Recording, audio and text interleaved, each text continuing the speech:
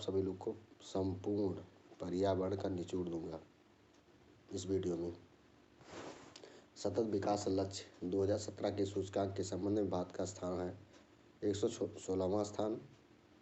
वर्षा की मात्रा निर्भर करती है वायुमंडल में नमी पर, जलमंडल, स्थलमंडल, जैवमंडल तथा जीवों में। पृथ्वी का सर्वाधिक वृहद पारिस्थितिकी तंत्र है जैवमंडल।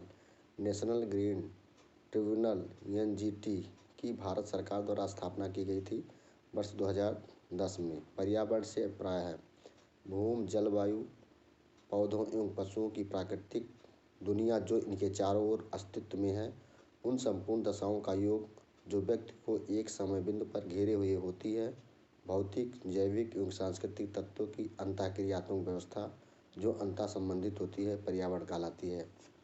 पर्यावरण पर पाए जाने वाले भूमि, जल, वायु, पेड़ पौधे, जीव जंतुओं का समूह जो हमारे चारों ओर सामूहिक रूप से सम्मिलित होता है कहलाता है पर्यावरण। पर्यावरण किसी जीव के चारों तरफ घिरे भौतिक एवं जैविक दशाएं एवं उनके साथ अंतःक्रिया को सम्मिलित करता है। पर्यावरण संरक्षण अधिनियम कब बनाया गया? 1986 में। पर्यावरण सुरक्षा से संबंधित नहीं है, गरीबी कम करना। भारत में पर्यावरण संरक्षण अधिनियम पारित हुआ 1986 में। पर्यावरण बनता है जीवीय घटकों, भू आकृतिक घटकों तथा अजैव घटकों से। पर्यावरण के कुछ कारक संसाधन के रूप में कार्य करते हैं तथा कुछ कारक कार्य करते हैं नियंत्रक के रूप में। धारणीय विकास के उपयोग के संदर्भ में अंतर पीढ़ीगत संवेदनशीलता का विषय है प्राकृतिक संसाधन। विकास की वह अवधारणा जिसके तहत वर्तमान की आवश्यकताओं के साथ साथ भविष्य की आवश्यकताओं को भी ध्यान में रखा जाता है, धारणीय विकास कहलाता है। वर्ष 2002 में जोहान्सबर्ग में आयोजित पृथ्वी सम्मेलन का मुख्य मुद्दा था सतत विकास। संयुक्त राष्ट्र संघ ने सतत विकास लक्ष्यों का निर्धारण किया। उनकी संख्या कितनी है? 17। सतत विकास लक्ष्यों को प्राप्त करने की प्रगति की दिशा में विभिन्न देशों द्वारा किए गए प्रयासों की प्रगति जानने हेतु निर्माण किया गया सस्टेनेबल डेवलपमेंट इंडेक्स का विश्व पर्यावरण दिवस मनाया जाता है। 5 जून को विश्व पर्यावरण दिवस मनाया जाता है। देश की प्राकृतिक पूंजी में सम्मिलित किए जाते हैं वन, जल तथा खनिज। वह संसाधन जो हमें प्रकृति द्वारा प्रदत्त होते हैं कहलाते हैं प्राकृतिक पूंजी अथवा प्राकृतिक संसाधन। वर्ष 1972 में आयोजित किया गया स्टॉकहोम अंतर्राष्ट्रीय शिखर सम्मेलन। सौर विकिरण की सबसे महत्वपूर्ण भूमिका होती है जल चक्र में। नीरी या राष्ट्रीय पर्यावरण अभियांत्रिकी शोध संस्थान कहाँ पे अवस्थित है? नागपुर, महाराष्ट्र में। नीरी का कार्य करता है विज्ञान एवं प्रौद्योगिकी मंत्रालय के अधीन। सतत विकास के लिए आवश्यक है जैविक विविधता का संरक्षण, प्रदूषण का निरोध एवं नियंत्रण तथा निर्धनता को घटाना। पृथ्वी शिखर सम्मेलन का आयोजन किया गया था रियो में। रियो कहाँ पे अवस्थित है? दक्षिणी अमेरिका महाद्वीप, ब्राज़ील में। संयुक्त राष्ट्र संघ द्वारा पर्यावरण एवं सतत विकास पर पहला पृथ्वी शिखर सम्मेलन आयोजित किया गया वर्ष 1992 रियो डी जेनेरो, ब्राज़ील में। रियो डी जेनेरो कहवा अत्तन के लिए प्रसिद्ध है। पृथ्वी सम्मेलन में 21वीं सदी के लिए पर्यावरण विकास हेतु कार्यक्रम निर्धारित किया गया। इन कार्यक्रमों को नाम दिया गया एजेंडा 21। रियो 20 घोषणा पत्र का शीर्षक था द फ्यूचर वी वांट। पृथ्वी की चारों ओर गैसों के समूह को कहते हैं वायुमंडल। वायु है एक मिश्रण, nitrogen 78%, oxygen 20.98%, argon 0.93%, carbon dioxide 0.038% इत्यादि गैसें पाई जाती हैं वायुमंडल या एटमॉस्फेयर में। नोबल गैसों से वह गैस जो वायु में नहीं पाई जाती है रेडान। वातावरण में सर्वाधिक प्रतिशत है नाइट्रोजन का 78%। यदि पृथ्वी पर पाई जाने वाली वनस्पतियाँ, पेड़ पौधे समाप्त हो जाएं तो वह गैस जिसकी कमी होगी ऑक्सीजन की, वह कार्य जो पेड़ पौधों का नहीं है वायु का प्रदूषण। पृथ्वी के कार्बन चक्र में कार्बन डाइऑक्साइड जुड़ती है श्वसन, जैव पदार्थों का अपक्षय तथा ज्वालामुखी क्रियाओं द्वारा। कार्बन पृथ्वी पर बहुत सारी अवस्थाओं में पाया जाता है। यह अपने मूल रूप में पाया जाता है ग्रेफाइट और हीरा के रूप में। पृथ्वी के कार्बन चक्र में कार्बन डाइऑक्साइड की मात्रा को नहीं बढ़ाता है। प्रकाश संश्लेषण अपक्षय का विचार संबंधित है एक प्राकृतिक क्रिया से जो चट्टानों को सूक्ष्म कणों में विभक्त करती है। विश्व मौसम विज्ञान संगठन का मुख्यालय अवस्थित है जिनेवा में। जिनेवा कहाँ पे अवस्थित है? जिनेवा स्विट्जरलैंड में स्थित है। स्विट्जरलैंड की राजधानी जिनेवा है। विश्व मौसम संगठन, विश्व मौसम विज्ञान अभिसमय लागू हुआ 23 मार्च 1950 को। यूएनईपी का मुख्यालय अवस्थित है नैरोबी, जो केन्या की राजधानी भी है। संयुक्त राष्ट्र पर्यावरण कार्यक्रम की स्थापना कब हुई? 1972 में। इसे यूएनईपी या यूनाइटेड नेशन एनवायरनमेंट प्रोग्राम भी कहा जाता है। ईपीए का पूर्ण रूप क्या है? Environmental protection agency. ईपीए संयुक्त राष्ट्र अमेरिका की संघीय एजेंसी है जिसकी स्थापना की गई 2 दिसंबर 1970 को। यानी इसे आशा है national environment authority. Green peas international का मुख्यालय अवस्थित एम्स्टर्डम में।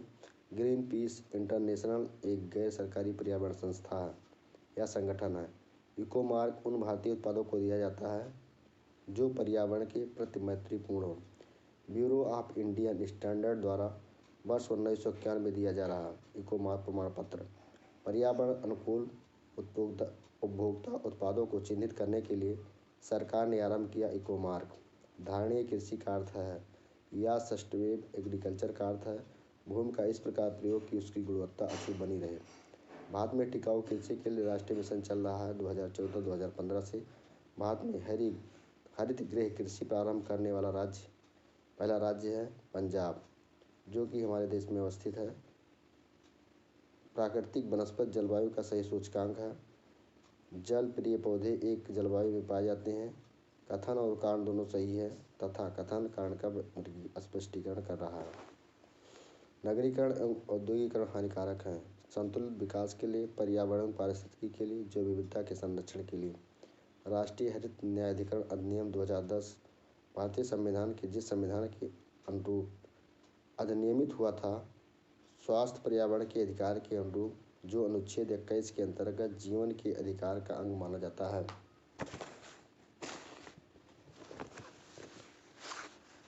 राष्ट्रीय हरित न्यायाधिकरण की स्थापना राष्ट्रीय हरित न्यायाधिकरण अधिनियम 2010 के तहत की गई 18 अक्टूबर 2010 को। हरित विकास पुस्तक के लेखक हैं WM एडम्स। आमतौर पर समाचारों में आने वाला Rio+20 सम्मेलन संबंधित है धारणीय विकास से। Rio+20 धारणीय विकास पर संयुक्त राष्ट्र सम्मेलन का लघु नाम है। यह सम्मेलन जून 2000 में संपन्न हुआ रियो डी जेनेरो, ब्राजील में। पृथ्वी सम्मेलन +5 आयोजित हुआ था वर्ष 1997 में। 23-27 जून 1997 के मध्य संयुक्त राष्ट्र महासभा ने एक विशेष बैठक का आयोजन, जो Rio+5 या पृथ्वी सम्मेलन +5 के नाम से जाना जाता है, न्यूयॉर्क में है। न्यूयॉर्क कहाँ पे है? न्यूयॉर्क अमेरिका में अवस्थित है और न्यूयॉर्क में संयुक्त राष्ट्र संघ का मुख्यालय भी अवस्थित है। इसकी स्थापना 24 अक्टूबर 1945 को हुआ था। विकास की वह अवधारणा जिसके तहत वर्तमान की आवश्यकताओं के साथ साथ भविष्य की आवश्यकताओं को भी ध्यान में रखा जाता है, क्या कहलाता है? धारणीय विकास। वैज्ञानिक, अर्थवेदों, सिविल सेवकों तथा व्यवसायियों की एक संस्था जो मानवता के समक्ष उपस्थित होने वाली वैश्विक चुनौतियों के समाधान हेतु सुझाव देती है, क्लब ऑफ रोम कहलाती है। अर्थ समिट या पृथ्वी शिखर सम्मेलन स्टॉकहोम सम्मेलन की 20वीं वर्षगांठ मनाने के लिए आयोजित किया गया। इसमें सम्मिलित देशों ने धारणीय विकास के लिए एक कार्यवाही योजना स्वीकृत की जिसे जाना जाता है एजेंडा 21 के नाम से। कई प्रतिरोपित पौधे इसलिए नहीं बढ़ते क्योंकि प्रतिरोपण के दौरान अधिकांश मूलरोम नष्ट हो जाते हैं। मूलरोम की कोशाभित प्राकृतिक कृषि का अन्वेषक है मसानोबु फुकुओका। पर्यावरण संरक्षण ने ग्रीन आर्मी को प्रारंभ किया ऑस्ट्रेलिया ने। 10% नियम संबंधित है ऊर्जा का खाद्य के रूप में एक पोषी स्तर से दूसरे पोषी स्तर तक पहुंचने से। जीव से जैवमंडल तक जैविक संगठन का सही क्रम है। जनसंख्या, समुदाय, पारिस्थितिकी तंत्र एवं भूदृश्य। स्वपोषी या स्वपोषणज स्तर पर उत्पादन को कहा जाता है प्राथमिक उत्पादकता। परपोषी या विषम पोषणज स्तर के उत्पादन के संदर्भ में जाता है द्वितीय उत्पादकता। एक पारिस्थितिकी तंत्र में ऊर्जा की मात्रा एक पोषण स्तर से अन्य स्तर में स्थानांतरण के पश्चात घटती है। कुछ कारणवश यदि तितलियों की जात या स्पीशीज की संख्या में बड़ी गिरावट होती है तो इसके जो संभावित परिणाम हो सकते हैं वह हैं। कुछ पौधों की परागण पर प्रतिकूल प्रभाव पड़ सकता है। इसके कारण बर्रे, मकड़ियों और पक्षियों की कुछ प्रजातियों की समष्टि में गिरावट हो सकती है। पारिस्थितिकी पारस्परिक संबंधों का अध्ययन है। जीव और वातावरण के बीच का जीव विज्ञान की एक शाखा जिसमें जीव समुदायों तथा उनके वातावरण के मध्य पारस्परिक संबंधों का अध्ययन करते हैं, पारिस्थितिकी कहलाता है। अर्नेस्ट हैकेल ने पारिस्थितिकी शब्द का प्रयोग किया ओकोलोजोइक के नाम से। जीवधारियों के कार्बनिक और अकार्बनिक वातावरण और पारस्परिक संबंधों के अध्ययन को पारिस्थितिकी अथवा पारिस्थितिकी विज्ञान कहते हैं। यह बताया अर्नेस्ट हैकेल ने। पारिस्थितिकी प्रकृति की संरचना एवं प्रक्रिया का अध्ययन है। यह स्टेटमेंट है वुडम का।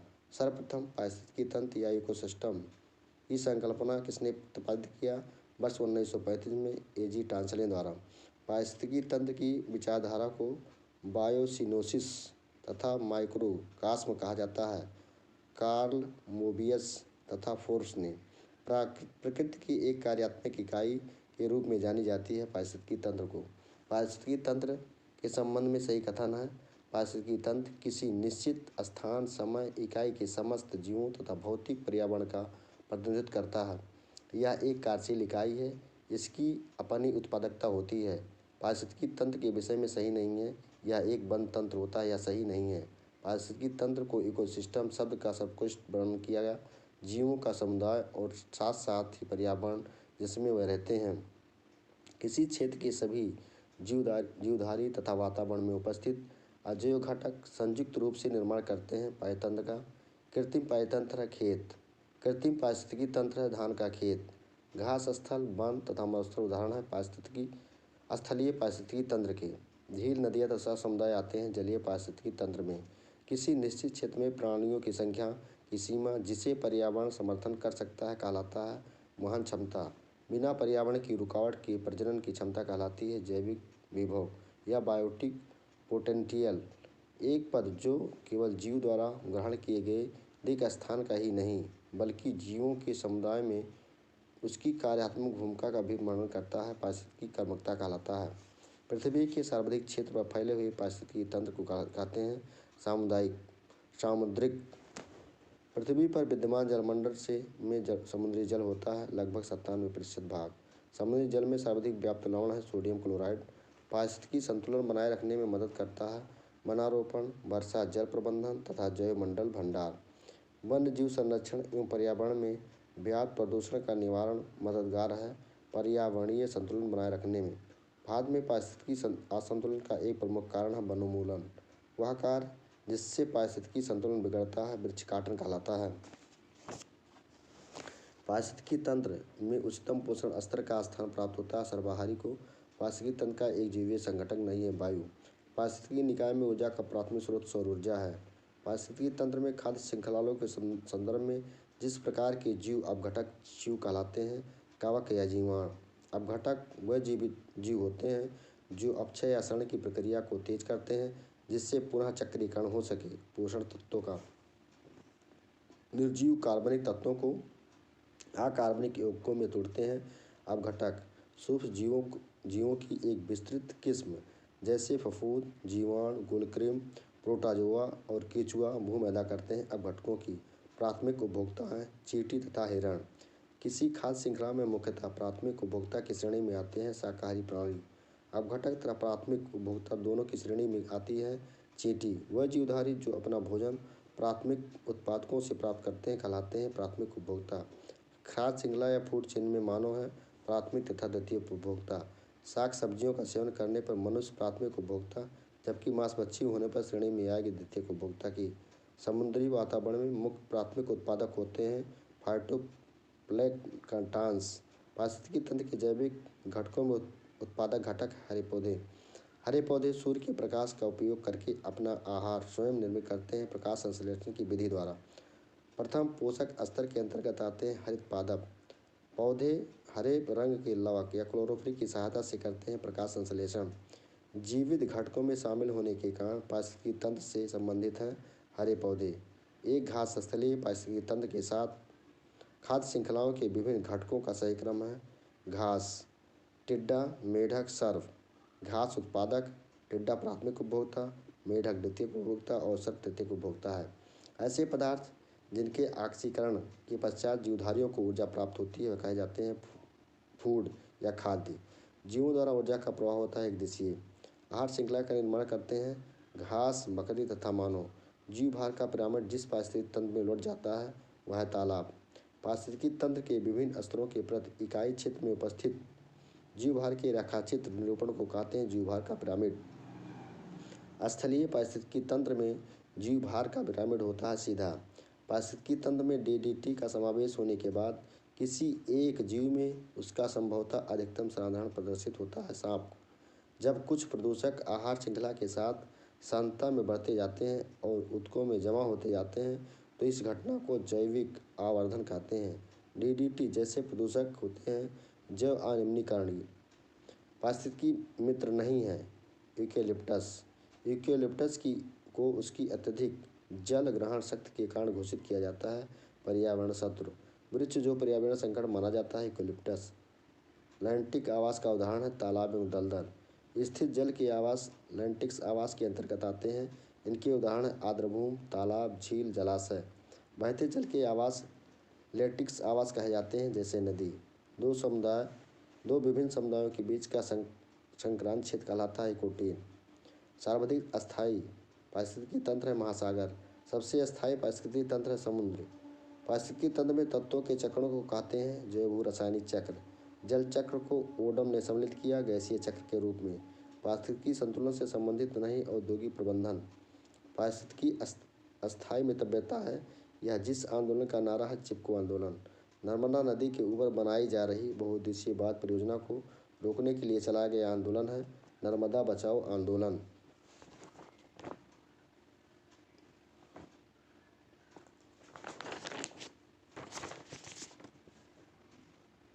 दक्षिणी भारत का पर्यावरण संरक्षण से संबंधित आंदोलन एप्को आंदोलन। चिपको आंदोलन संबंधित है पादप संरक्षण से। पारिस्थितिकी तंत्र से संबंधित प्रमुख कथन है पारिस्थितिकी तंत्र शब्द का प्रयोग सर्वप्रथम एजी टांसलर ने किया था।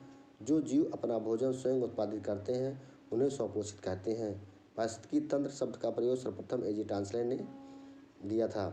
सूक्ष्म जीव जो पृथ्वी मृत पौधों, जंतुओं और अन्य जैविक पदार्थों को सड़ा गलाकर वियोजित करते हैं वियोजक कहलाते हैं, डिकम्पोजर कहलाते हैं या भटक कहलाते हैं। पारितंत्रों की घटती उत्पादकता के क्रम में जो अनुक्रम सही है मैंग्रोव, घास स्थल, झील और महासागर हैं। अधिक विविधता वाले पारिस्थितिकी तंत्र की उत्पादकता होती है अधिक होगी। खाद्य श्रृंखला उस क्रम का निर्देशन करती है जिसमें जीवों की एक श्रृंखला एक दूसरे के आहार द्वारा होती है पोषित। पारिस्थितिकी तंत्र में ऊर्जा का अंतरण क्रमबद्ध स्तरों की एक श्रृंखला में होता है जिसे कहते हैं खाद्य श्रृंखला। जैवमंडलीय पारिस्थितिकी तंत्र में ऊर्जा का प्रवाह होता है एक दिशीय। ऊर्जा का ना तो सृजन हो सकता है और न ही उसे नष्ट किया जा सकता है। यह एक स्वरूप से दूसरे स्वरूप में परिवर्तित हो सकती है ऊष्मागतिकी के पहले नियम के अनुसार। हर पोषण स्तर पर उपलब्ध ऊर्जा की मात्रा घटती जाती है। विभिन्न पारिस्थितिकी तंत्र में उत्पादकों की सकल उत्पादकता का ही शाकाहारियों द्वारा स्वांगीकृत हो जाता है लगभग 10% भाग। सर्वप्रथम गहन पारिस्थितिकी या डीप इकोलॉजी शब्द का प्रयोग सर्वप्रथम किसने किया? अर्नीज नेस ने किया। पारिस्थितिकी नीचे या आला की संकल्पना को सर्वप्रथम किसने प्रस्तावित किया था? ग्रीनेल ने किया था। पारिस्थितिकी पदछाप के माप की इकाई है भूमंडलीय हेक्टेयर। एक मनुष्य के जीवन को पूर्ण रूप से धारणीय करने के लिए आवश्यक न्यूनतम भूमि को कहते हैं पारिस्थितिकी पदछाप। अविवेकशील जीवन शैली जिसमें पारिस्थितिकी तंत्र के घटकों यथा जल, ऊर्जा इत्यादि का आवश्यकता से अधिक दोहन किया जाता है बढ़ा देती है पदछाप के आकार को। भारतीय वन्यजीव संरक्षण अधिनियम लागू किया गया था वर्ष 1972 में। पर्यावरण संरक्षण अधिनियम पर्यावरण के संरक्षण एवं सुधार के लिए लागू किया गया वर्ष 1986 में।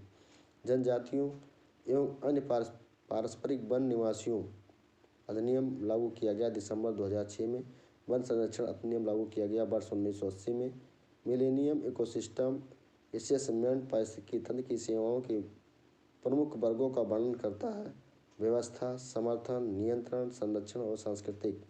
वह जो एक समर्थन सेवा है पोषक चक्रण और फसल परागण। एक साधारण समुद्री आहार श्रृंखला का सही क्रम है डार्टम स्वपोषी, क्रस्टेशियाई शाकाहारी उपभोक्ता, हेरिंग मांसाहारी उपभोक्ता।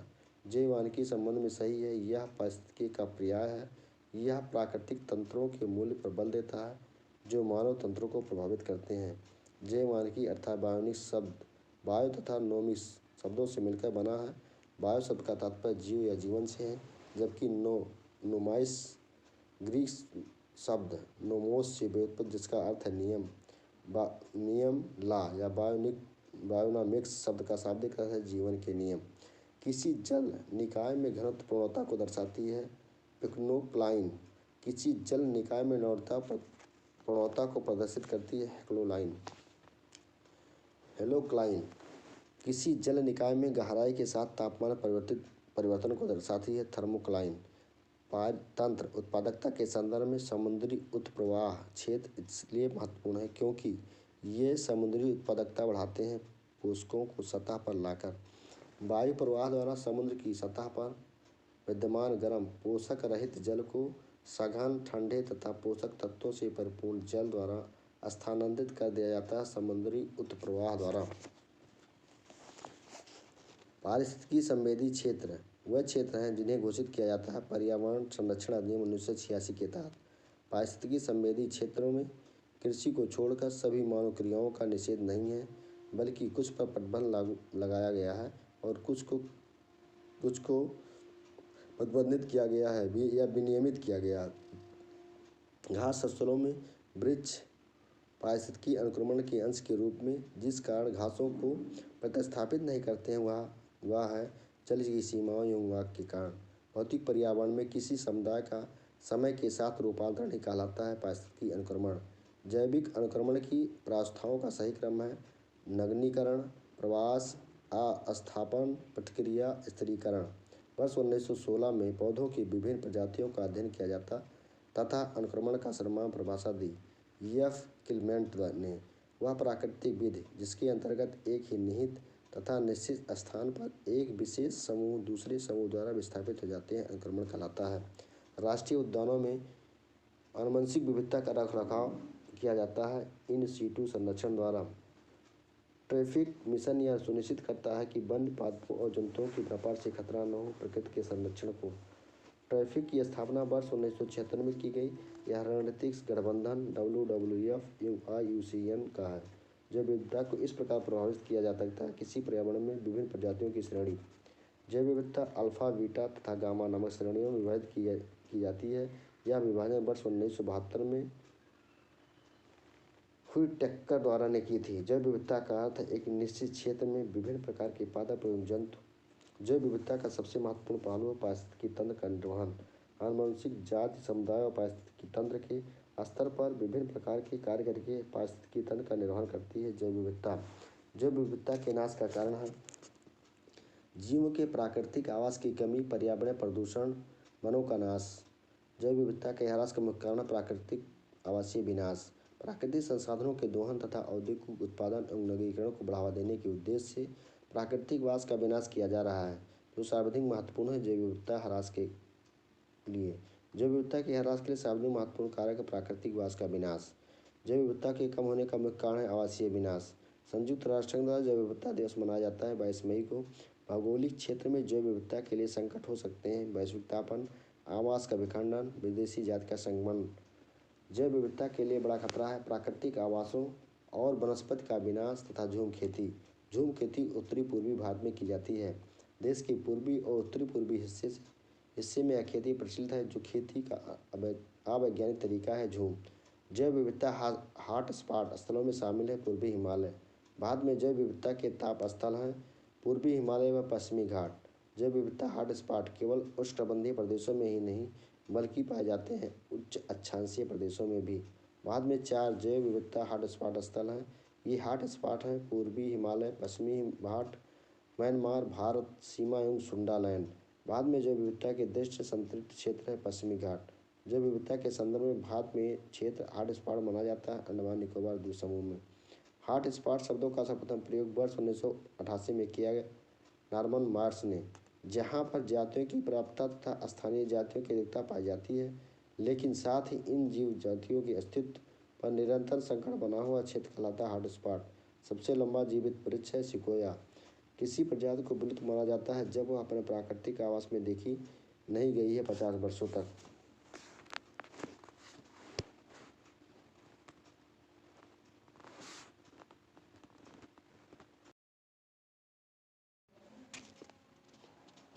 किसी प्रजाति के विलोपन के लिए उत्तरदायी कारक हैं बड़े आकार वाला शरीर, संकुचित नीच या कर्मठता और मानसिक भिन्नता की कमी। किसी प्रजाति के विलोपन के लिए उत्तरदायी कारक नहीं है व्यापक नीच। प्राकृतिक एवं प्रकृति संसाधन अंतर्राष्ट्रीय संरक्षण संघ द्वारा विलुप्त के कगार पर खड़े संकटग्रस्त पौधे और पशु जातियों की सूचियाँ सम्मिलित की जाती है। रेड डाटा बुक्स में रेड डाटा बुक अथवा रेड लिस्ट से संबंधित संगठन है IUCN। प्रणाली समूह जो संकटापन्न जातियों के समर के अंतर्गत आते हैं। महान भारतीय सारंग, कस्तूरी मृग, लाल पांडा और एशियाई वन्य गधा। सोन चिड़ैया या महान भारतीय सारंग, साइबेरियन सारस और सलेटी टिटहरी संकटग्रस्त श्रेणी में, कस्तूरी मृग संकटग्रस्त श्रेणी में और एशियाई वन्य गधा संकट के नज़दीक श्रेणी में, जबकि लाल पांडा शामिल है संकटग्रस्त श्रेणी में। Golden oriole, great Indian bustard, Indian fantail pigeon तथा इंडियन सनबर्ड भारतीय पक्षियों में से अत्यधिक संकटापन्न किस्म है ग्रेट इंडियन बस्टर्ड। यद्यपि भारत की जनसंख्या तीव्र गति से बढ़ रही है, किंतु पक्षियों की संख्या तेजी से घट रही है क्योंकि पक्षियों की वास स्थान पर बड़े पैमाने पर कटौती हुई है। कीटनाशक, रासायनिक उर्वरक तथा मच्छर भगाने वाली दवाओं का बड़े पैमाने पर उपयोग हो रहा है। उत्तराखंड में जैव विविधता के ह्रास का कारण नहीं है बंजर भूमि का वनीकरण, सड़कों का विस्तार, नगरीकरण एवं कृषि का विस्तार उत्तरदायी कारकों में शामिल है जैव विविधता के ह्रास के लिए। वर्ष 1975 में यह भारत का अभिन्न अंग बन गया था। इसे वनस्पति शास्त्रियों का स्वर्ग माना जाता है। सिक्किम को पूर्वी हिमालय के हॉटस्पॉट क्षेत्र में आता है। सिक्किम जैव विविधता के साथ साथ मनुष्य के परंपरागत जीवन के संरक्षण के लिए सबसे महत्वपूर्ण रणनीतिक जिस एक की स्थापना करने में निहित है वह है जीवमंडल निच या रिजर्व। जैव विविधता के संरक्षण के लिए महत्वपूर्ण रणनीति है जीवमंडल रिजर्व, वह स्थल जो वनस्पति संरक्षण हेतु स्वस्थान पद्धति नहीं है। वानस्पतिक उद्यान, क्रायो बैंक EX2 संरक्षण के लिए जो गैस सामान्यतः प्रयोग होती है वह है नाइट्रोजन। वनस्पतियों जानवरों की विलुप्त प्रजातियों का संरक्षण उनके प्राकृतिक आवास से पृथक किया जाता है EX2 संरक्षण द्वारा। सर्वाधिक जैव विविधता पाई जाती है उष्णकटिबंधीय वर्षा वनों में। उष्णकटिबंधीय वर्षा वनों का विस्तार है 10 डिग्री उत्तरी अक्षांश तथा 10 डिग्री दक्षिणी अक्षांशों के मध्य। इन क्षेत्रों में पादप तथा प्राणियों के विकास तथा वृद्धि के लिए अनुकूलतम दशाएं पाई जाती है क्योंकि इसमें वर्ष भर रहता है उच्च वर्षा तथा तापमान। किसी निश्चित भौगोलिक क्षेत्र में पाए जाने वाले जीवों की संख्या तथा उनकी विविधता को क्या कहा जाता है? जैव विविधता कहा जाता है। जैव विविधता शब्द को दासमय महोदय ने दिया था। जैव विविधता को बायोडायवर्सिटी के नाम से भी जाना जाता है। सर्वाधिक जैव विविधता पाई जाती है उष्णकटिबंधीय वर्षावन बायोम में। प्राणियों और पादपों की जातियों में अधिकतम विविधता मिलती है उष्णकटिबंध के आर्द्र वनों में। जैव विविधता में परिवर्तन होता है क्योंकि यह भूमि रेखा की तरफ बढ़ती है। सांद घाटी, कश्मीर, सुरमा घाटी तथा फूलों की घाटी में सर्वाधिक जैव विविधता पाई जाती है सांद घाटी में। साइलेंट वैली परियोजना किस राज्य से संबंधित है? केरल राज्य से। फूलों की घाटी अवस्थित है उत्तराखंड में। आदि क्षेत्रों में जिन्हें रामसर का दर्जा प्राप्त है चिल्का झील, लोकटक झील, केवलादेव तथा बुलर झील। चिल्का झील उड़ीसा में, लोकटक झील मणिपुर में, केवलादेव पश्चिम बिहार भरतपुर राजस्थान में, बुलर झील जम्मू कश्मीर में अवस्थित है। रामसर कन्वेंशन के अंतर्गत रामसर स्थल है भुज आद्र स्थल। भुज आद्र स्थल अवस्थित है गुजरात में। रामसर सम्मेलन संरक्षण से संबंधित था। नमभूमि के वेटलैंड दिवस मनाया जाता है 2 फरवरी को। भारत की सबसे बड़ी अंतर्देशीय लवणीय आर्द्रभूमि है गुजरात में।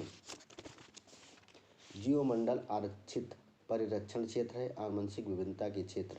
परवाल विरंजन का सबसे अधिक प्रभावी कारक है सागरीय जल के सामान्य ताप में वृद्धि। परवाल विरंजन समुद्री तापमान और अम्लता में वृद्धि, वैश्विक उष्मन सहित पर्यावरण दबाव के कारण होता है जिससे सहजीवी शैवाल का मोचन और साथ ही घटित होता है परवालों की मृत्यु। जिनमें परवाल भित्तियाँ पाई जाती हैं अंडमान और निकोबार द्वीप समूह में परवाल भित्तियाँ पाई जाती है कच्छ की खाड़ी और मन्नार की खाड़ी में। जैव विविधता जिन माध्यमों द्वारा अस्तित्व का आधार बनी हुई है।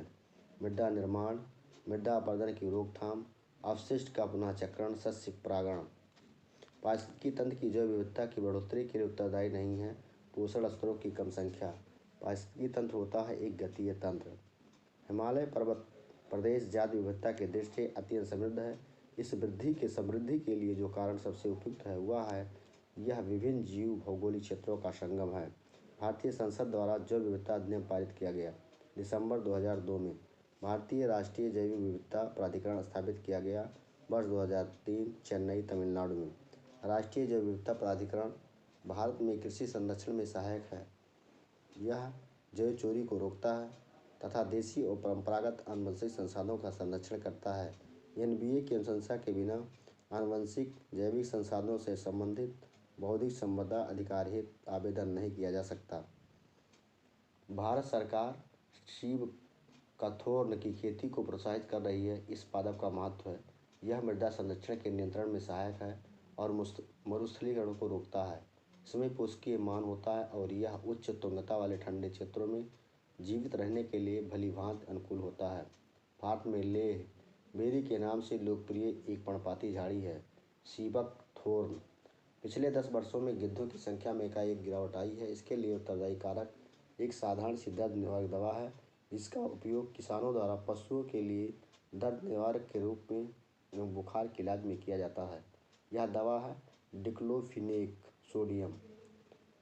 कुछ वर्ष पहले तक गिद्ध भारतीय देहातों में आमतौर से दिखाई देते थे किंतु आजकल कभी कदार ही नजर आते हैं। इस स्थिति के लिए उत्तरदायी हैं गोपशु मालिकों द्वारा रोग पशुओं की उपचार हेतु प्रयुक्त एक औषधि। मॉरीशस में एक वृक्ष प्रजाति प्रजनन में असफल रही है क्योंकि एक फल खाने वाला पक्षी विलुप्त हो गया था। वह पक्षी था डोडो। मॉरीशस में टब लाकोक, जिसे डोडो वृक्ष के नाम से भी जाना जाता है, प्रजनन में असफल रहा जिसकी वजह से यह लगभग विलुप्त हो रहा है। इसका मुख्य कारण है डोडो पक्षी की विलुप्ति। भारतीय वन जीवन के संदर्भ में उड्डयन बलगुल है चमगादड़। ग्रेट इंडियन फ्रूट बैट के नाम से भी जाना जाता है। इंडियन फ्लाइंग फॉक्स डुगोंग नामक समुद्री जीव जो कि विलोपन की कगार पर है वह एक स्तनधारी है मैमल। भारत में पाए जाने वाले स्तनधारी डुगोंग के संदर्भ में सही है। यह एक शाकाहारी समुद्री जानवर है। इसे वन्यजीव संरक्षण अधिनियम 1972 की अनुसूची 1 के अधीन विधिक संरक्षण दिया गया है। यह एक समुद्री स्तनधारी है और घास खाने की इसकी आदत के कारण इसे समुद्री गाय भी कहा जाता है। डुगोंग जिन 3 मानकों के आधार पर पश्चिमी घाट, श्रीलंका एवं इंडो बर्मा क्षेत्र को जैव विविधता के प्रखर स्थलों के रूप में मान्यता प्राप्त हुई है वह हैं जाति बहुतायत, स्थानिकता तथा आशंका बोध। बर्ड लाइफ इंटरनेशनल नामक संगठन के संदर्भ में कथन सही है। यह संरक्षण संगठनों की विश्वव्यापी भागीदारी है। यह महत्वपूर्ण पक्षी एवं जैव विविधता क्षेत्र के रूप में ज्ञात स्थलों की पहचान करता है। जैव विविधता हॉटस्पॉट की संकल्पना दी थी ब्रिटिश पर्यावरणविद नॉर्मन मायर्स द्वारा। जैव सुरक्षा पर कार्टाजेना उपसंधि के पक्षकारों की प्रथम बैठक 23-27 फरवरी 2000 के मध्य संपन्न हुई मलेशिया की राजधानी कोलालमपुर में। मलेशिया रबर के लिए भी प्रसिद्ध है। भारत ने जैव सुरक्षा उपसंधि जैव विविधता पर समझौते पर हस्ताक्षर किया 23 जनवरी 2001 को। जैव सुरक्षा उपसंधि संबंधित है आनुवंशिक रूपांतरित जीवों से। जैव सुरक्षा जैव विविधता सब समझौते का सदस्य नहीं है। संयुक्त राज्य अमेरिका जैव सुरक्षा का कार्टाजेना प्रोटोकॉल कार्यान्वित करता है पर्यावरण एवं वन मंत्रालय द्वारा। बलुई और लवणीय क्षेत्र एक भारतीय पशु जाति का प्राकृतिक आवास है। उस क्षेत्र में उस पशु के कोई परभक्षी नहीं है किंतु आवास ध्वस्त होने के कारण उसका अस्तित्व खतरे में है। यह पशु है भारतीय वन्य गधा। जैव विविधता पर संयुक्त राष्ट्र सम्मेलन के दलों का 10वां सम्मेलन आयोजित किया गया नगोया में। प्रकृति एवं प्राकृतिक संसाधनों के संरक्षण के लिए अंतर्राष्ट्रीय संघ तथा वन्य प्राण जाति एवं वनस्पति प्राण जाति की संकटागत स्पीशीज के अंतर्राष्ट्रीय व्यापार कन्वेंशन के संदर्भ में सही है। IUCN प्राकृतिक पर्यावरण के बेहतर प्रबंधन के लिए विश्व भर में हजारों क्षेत्रीय परियोजनाएं चलाता है। CITES उन राज्यों पर वैध रूप से आबद्ध है जो उनमें शामिल हुए हैं, लेकिन यह कन्वेंशन राष्ट्रीय विधियों का स्थान नहीं लेता है। IUCN एक अंतर्राष्ट्रीय संगठन है जो प्राकृतिक संरक्षण एवं प्राकृतिक संसाधनों के सतत प्रयोग के क्षेत्र में कार्यरत है। यह अंग नहीं है संयुक्त राष्ट्र संघ का। पारितंत्र एवं जैव विविधता का अर्थ नामक पहल के संदर्भ में सही है। यह एक विश्वव्यापी पहल है जो जैव विविधता के आर्थिक लाभों के प्रति ध्यान आकर्षित करने पर केंद्रित है। यह ऐसा उपागम प्रस्तुत करता है जो पारितंत्रों और जैव विविधता के मूल्य की पहचान, निदर्शन और अभिग्रहण में निर्णयकर्ताओं की सहायता कर सकता है। सिंह-पुच्छी वानर अपने प्राकृतिक आवास में पाया जाता है तमिलनाडु, केरल, कर्नाटक में। भारत में प्राकृतिक रूप में पाए जाते हैं काली गर्दन वाला सारस या कृष्ण ग्रीव सारस, उड़न गिलहरी या कंदली हिमतेंदुआ। चीता को भारत से विलुप्त घोषित किया गया वर्ष 1952 में। समुद्र तल से 3000 से 4500 मीटर की ऊंचाई पर पाया जाता है हिमतेंदुआ। जम्मू एवं कश्मीर राज्य का पक्षी है काली गर्दन वाला सारस। भारत में सर्वाधिक उड़न गिलहरी हिमालय के पर्वतीय क्षेत्रों में। शीत निष्क्रियता की परिघटना का परीक्षण किया जा सकता है चमगादड़ भालू कृंतक में। समशीतोष्ण और शीत प्रधान देशों में रहने वाले जीवों की उस निष्क्रिय तथा अवसन अवस्था को जिसमें वहाँ के अनेक प्राणी जाड़े की ऋतु बिताते हैं कहते हैं शीत निष्क्रियता। गिलहरी, छछूंदर, चूहे, मूषक आदि स्तनधारी प्रणाली आते हैं कृंतकगण में। उच्चतर अक्षांशों की तुलना में जैव विविधता सामान्यतः अधिक होती है निम्नतर अक्षांशों में। पर्वतीय पूर्णताओं में उच्चतर उन्तासों की तुलना में जैव विविधता सामान्यतः अधिक होती है निम्नतर उन्तासों में। अंडमान और निकोबार द्वीप समूह में पाया जाता है लवण जल मगर। अंडमान एवं निकोबार के समुद्री जीव जंतुओं में डुगांग्स, डॉल्फिन, व्हेल, साल्ट वाटर समुद्री कछुआ, समुद्री सांप आदि सामान्य रूप से बहुतायत से पाए जाते हैं। विशाल हिमालय वृक्ष श्रृंखला में पाए जाते हैं सुरु एवं टैपीर। भारत में उत्तर पूर्व के संघ वनों में रहता है सोलोलोरिस। वृक्षों पर रहने वाला वह स्तनधारी जिसका जूलॉजिकल नाम एलुरस फलगेंस है रेड पांडा है। भारत में रेड पांडा प्राकृतिक रूप में पाया जाता है उत्तरी पूर्वी भारत के उप हिमालयी क्षेत्रों में। यह ज्ञान के विकास और संग्रहण के लिए तथा व्यवहारिक अनुभव का बेहतर नीतियों हेतु पक्ष समर्थन करने के लिए क्षेत्र स्तर पर कार्य करता है वेटलैंड इंटरनेशनल।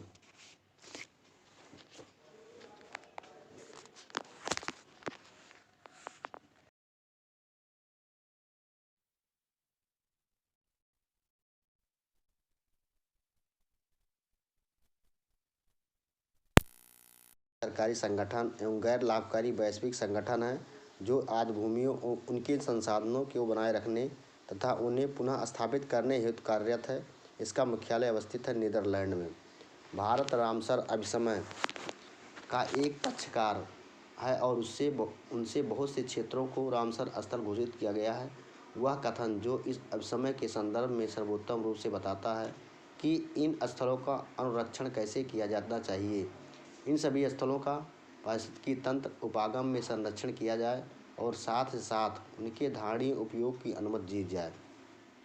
यदि अंतर्राष्ट्रीय महत्व की किसी आर्द्रभूमि को मॉन्ट्रियो रिकॉर्ड के अधीन लाया जाए तो इससे अभिप्राय है मानव हस्तक्षेप के परिणामस्वरूप आर्द्रभूमि में पारिस्थितिक स्वरूप में परिवर्तन हो गया है और हो रहा या होना संभावित है। जलीय तथा शुष्क स्थलीय पारिस्थितिकी तंत्र के बीच के क्षेत्र कहलाते हैं आर्द्रभूमि क्षेत्र। भारत के तटीय आर्द्रभूमि का कुल भौगोलिक क्षेत्र आंतरिक आर्द्रभूमि के कुल भौगोलिक क्षेत्र से है कम। जैव द्रव्यमान का वार्षिक उत्पादन न्यूनतम होता है गहरे सागर में। जैव द्रव्यमान के उत्पादन की दृष्टि प्रथम स्थान पर आते हैं उष्णकटिबंधीय वर्षावन। टुमारोज बायोडायवर्सिटी पुस्तक की लेखिका है वंदना शिवा। जैव विविधता से संबंध रखते हैं खाद्य एवं कृषि हेतु पादप आनुवंशिक संसाधनों के विषय में अंतर्राष्ट्रीय संधि मरुभ्रमण का सामना करने हेतु संयुक्त राष्ट्र अभिसमय विश्व विरासत अभिसमय। वर्ष 1997 में विश्व पर्यावरण सम्मेलन आयोजित किया गया था क्योटो में। क्योटो अवस्थित है जापान में। जापान को उगते हुए सूर्य का देश के नाम से भी जाना जाता है। जापान में सबसे अधिक मछली पालन होता है। जलवायु परिवर्तन पर संयुक्त राष्ट्र संघ का कन्वेंशन ढांचा संबंधित है ग्रीन हाउस गैसों के उत्सर्जन में कमी से। यूरोपीय संघ द्वारा विकासशील देशों के साथ वार्तालाप एवं सहयोग से वर्ष 2007 में स्थापित की गई भूमंडलीय जलवायु परिवर्तन संधि। वायुमंडल के प्राकृतिक संतुलन के लिए कार्बन डाइऑक्साइड की उपयुक्त सांद्रता है 0.03%।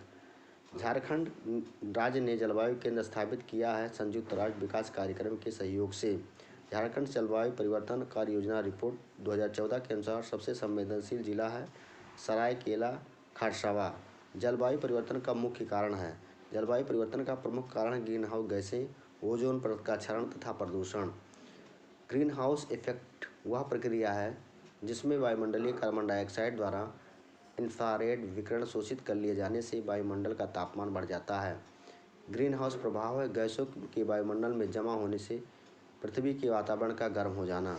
ग्रीन हाउस गैसों की संकल्पना की थी जोसेफ फोरियर ने। क्योटो प्रोटोकॉल संबंधित है जलवायु परिवर्तन से। क्योटो प्रोटोकॉल एक अंतर्राष्ट्रीय समझौता है जो संबंध है UNFCCC United Nation Framework Convention on Climate. Kyoto उपसंधि वर्ष 2005 में लागू हुई थी। इसमें मीथेन कार्बन डाइऑक्साइड की तुलना में ग्रीन हाउस गैसों के रूप में अधिक हानिकारक है। इसी गैस के अणुओं की दक्षता एवं उस गैस के वायुमंडलीय जीवनकाल पर निर्भर करता है गैस का वैश्विक तापमान विभव। पर्यावरण में ग्रीन हाउस प्रभाव में वृद्धि होती है कार्बन डाइऑक्साइड के कारण। कार्बन डाइऑक्साइड के कारण वायुमंडल में उपस्थित वह गैसें जो तापीय अवरक्त विकिरण की रेंज के अंतर्गत विकिरण का अवशोषण एवं उत्सर्जन करती है ग्रीन हाउस गैसें हैं। ग्रीन हाउस गैस नहीं है O2 गैस समूह जो ग्रीन हाउस प्रभाव में योगदान देती है कार्बन डाइऑक्साइड तथा मीथेन। मीथेन को मार्स गैस कहते हैं। मार्स गैस जुआली करने वाले पशुओं से और धान के खेतों में मिलता है। प्राकृतिक रूप से पाई जाने वाली ग्रीन हाउस गैस जो सर्वाधिक ग्रीन हाउस इफेक्ट करती है जलवाष्प है। जलवाष्प को पृथ्वी का कंबल भी कहा जाता है। वैश्विक उष्मा के लिए उत्तरदायी नहीं है आर्गन। एक गैस जो धरती पर जीवन के लिए हानिकारक और लाभदायक दोनों है कार्बन डाइऑक्साइड। आज कार्बन डाइऑक्साइड के उत्सर्जन में सर्वाधिक योगदान करने वाला देश चीन है। वह देश जिसने दुनिया में कार्बन निगेटिव देश के रूप में माना जाता है भूटान। वे पदार्थ जो सर्वाधिक तापमान उत्पन्न करने में योगदान करते हैं मीथेन कार्बन डाइऑक्साइड तथा जलवाष्प। ग्रीन हाउस गैस नहीं है हाइड्रोजन। हरित गृह गैस नहीं है नाइट्रोजन। गैस जो ग्लोबल वार्मिंग के लिए ज़्यादा जिम्मेदार है कार्बन डाइऑक्साइड। भूमंडलीय उष्णता के परिणाम स्वरूप हिमनदी द्रवीभूत होने लगे, समय से पूर्व आम में बौर आने लगे तथा स्वास्थ्य पर को प्रभाव पड़ता है। भूमंडलीय उष्मन की आशंका वायुमंडल में जिसकी बढ़ती हुई सांद्रता के कारण बढ़ रही कार्बन डाइऑक्साइड की। एक सर्वाधिक भंगुर पारिस्थितिकी तंत्र जो वैश्विक तापमान द्वारा सबसे पहले प्रभावित होता है आर्कटिक एवं ग्रीनलैंड हिमचादर। प्रमुख ग्रीन हाउस गैसों के स्रोत हैं धान के खेत, कोयले की खान, पालतू पशु, आर्द्रभूमि। मीथेन उत्सर्जन की प्राकृतिक स्रोत है आर्द्रभूमि, समुद्र, हाइड्रेट्स। मानव की क्रिया जो जलवायु में से सर्वाधिक प्रभावित होता है कृषि। मीथेन गैस को कहते हैं मार्स गैस। यह एक आंदोलन जिसमें प्रतिभागी प्रतिवर्ष एक निश्चित दिन 1 घंटे के लिए बिजली बंद कर देता है तथा यह जलवायु परिवर्तन और पृथ्वी को बचाने की आवश्यकता के बारे में जागरूकता लाने वाला आंदोलन है पृथ्वी काल। जलवायु परिवर्तन और पृथ्वी को बचाने की आवश्यकता के बारे में जागरूकता लाने हेतु world wide fund for nature या WWF द्वारा आयोजित किए जाने वाला एक विश्वव्यापी आंदोलन है पृथ्वी काल। 50 से अधिक देशों द्वारा समर्थित संयुक्त राष्ट्र का मौसम परिवर्तन समझौता प्रभावी हुआ मार्च 21, 1994 को। यह सरकार व्यवसाय को नेतृत्व देने वाले व्यक्तियों के लिए ग्रीन हाउस गैस उत्सर्जन को समझने, परिणाम निर्धारित करने एवं प्रबंधन हेतु एक अंतर्राष्ट्रीय लेखाकरण साधन है। Green house gas protocol. Kyoto protocol प्रभावी हुआ वर्ष 2005 से। जापान के क्योटो शहर में UNFCCC के तीसरे सम्मेलन में क्योटो प्रोटोकॉल को स्वीकार किया 11 दिसंबर 1997 को।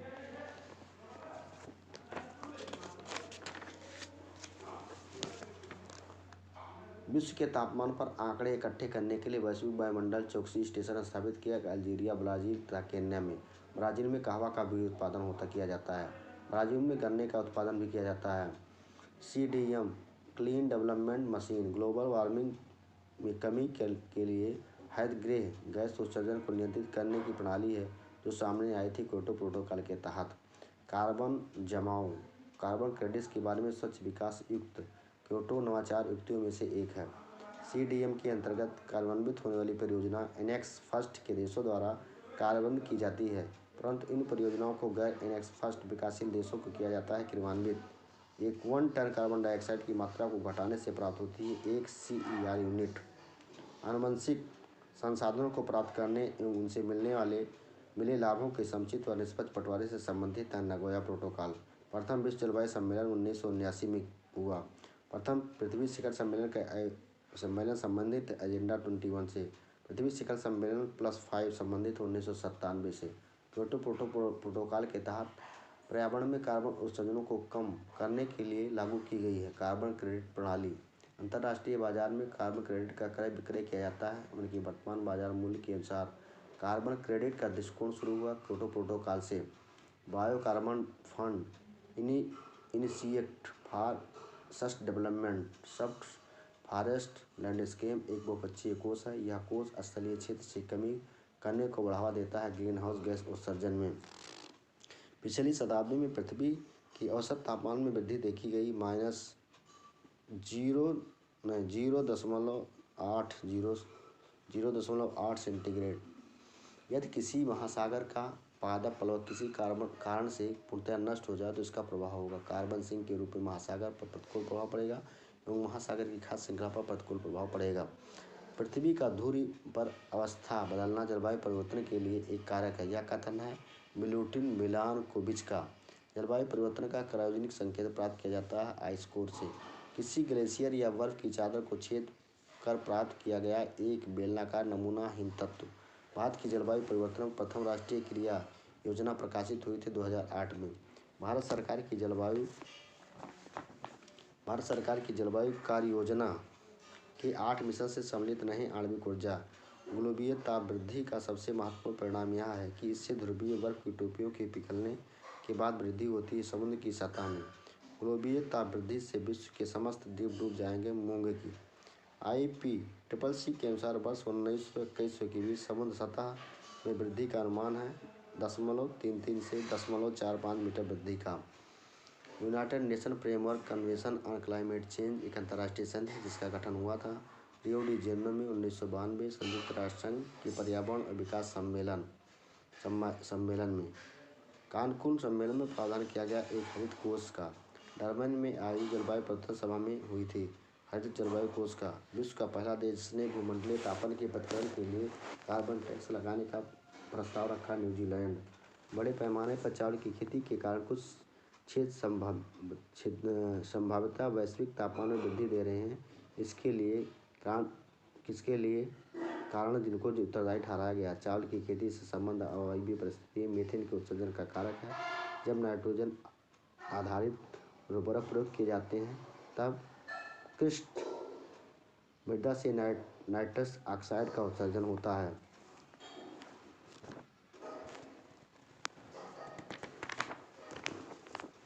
ओजोन परत मुख्यतः अवस्थित है स्ट्रेटोस्फीयर में। ओजोन परत पृथ्वी के करीब ऊंचाई पर है 20 किलोमीटर। क्लोरोफ्लोरोकार्बन के लिए सत्य नहीं, यह ग्रीन हाउस प्रभाव में योगदान नहीं देती है। क्लोरीन फ्लोरीन एवं कार्बन के मानव निर्मित यौगिक है CFC के। ओजोन क्षेत्र के लिए उत्तरदायी CFC। वायुमंडल में उपस्थित ओजोन द्वारा जो विकिरण अवशोषित किया जाता है वह पराबैंगनी किरण है। ऑक्सीजन के 3 परमाणुओं से मिलकर बनने वाले गैस है ओजोन O3। ऊपरी वायुमंडल में ओजोन परत मानव के लिए उपयोगी क्योंकि वह सूर्य की अल्ट्रावायलेट किरणों को पृथ्वी पर नहीं आने देती। वायुमंडल में उपस्थित ओजोन परत अवशोषित करती है अल्ट्रावायलेट किरणों को। सूर्य से आने वाला हानिकारक पराबैंगनी विकिरण कारण हो सकता है त्वचीय कैंसर का। अधिक समय तक सूर्य के पराबैंगनी विकिरण के शरीर पर पड़ने पर हो सकता है DNA में आनुवंशिक परिवर्तन। ओजोन परत संरक्षण दिवस मनाया जाता है 16 सितंबर को। क्लोरीन फ्लोरीन और ऑक्सीजन से बना मानव निर्मित गैसीय व द्रवीय पदार्थ है जो कि रेफ्रिजरेटर तथा वातानुकूलित यंत्रों में शीत कारक के रूप में प्रयोग किया जाता है। क्लोरोफ्लोरोकार्बन। वायुमंडल के ध्रुवीय भागों में ओजोन का निर्माण धीमी गति से होता है अतः ओजोन के क्षरण का प्रभाव सर्वाधिक परिलक्षित होता है ध्रुवों के ऊपर। ओजोन परत को सर्वाधिक नुकसान पहुंचाने वाले प्रदूषक है क्लोरोफ्लोरोकार्बन। ओजोन परत की क्षीणता के लिए उत्तरदायी नहीं है विलायक के रूप में प्रयुक्त मिथिल क्लोरोबीन। ओजोन क्षेत्र का निर्माण सर्वाधिक अंटार्कटिका के ऊपर। मॉन्ट्रियल प्रोटोकॉल जिसके रक्षण से संबंधित है ओजोन परत। 1 जनवरी 1989 पर प्रभावी हुआ था मॉन्ट्रियल प्रोटोकॉल संबंधित ओजोन परत के क्षय को रोकने से। मॉन्ट्रियल प्रोटोकॉल संबंधित क्लोरोफ्लोरोकार्बन से। ओजोन परत को मापा जाता है डॉप्सन इकाई में। एक एक अत्यधिक अस्थायी यौगिक जो वायुमंडल में 80 से 100 वर्षों तक बना रह सकता है क्लोरोफ्लोरोकार्बन, CFC, हेलोन्स तथा अन्य ओजोन रिक्तीकरण रसायनों जैसे कार्बन टेट्राक्लोराइड की उत्पादन पर रोक लगाई गई है। मार्टे प्रोटोकॉल के अनुसार ऐसा माध्यम जहां क्लोरीन यौगिक ओजोन परत का विनाश करने वाले क्लोरीन कणों में परिवर्तित हो जाते हैं, ध्रुवीय समतापमंडलीय बादल।